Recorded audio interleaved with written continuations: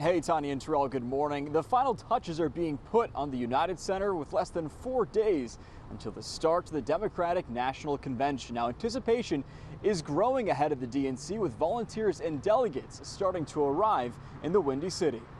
A dreary Chicago summer day is not putting a damper on the nonstop preparation being made ahead of the Democratic National Convention. This morning, crews continue to put up 8-foot security fencing around the United Center's perimeter, as parking restrictions along streets near the UC are now in effect through the end of the convention.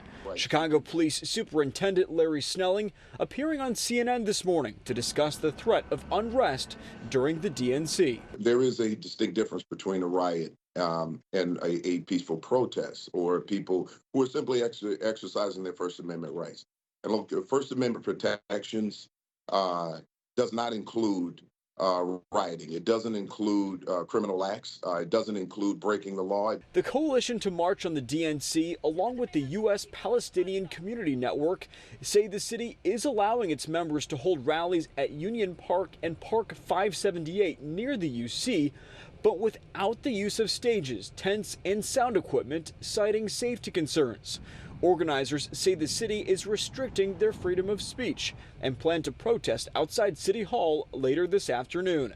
ABC 7 political analyst Laura Washington says that legal battle could have an effect on protesters next week. It's in court, but if the protesters groups come away unhappy, maybe that might mean that they might be a little bit rowdier than we expect next week. We'll see.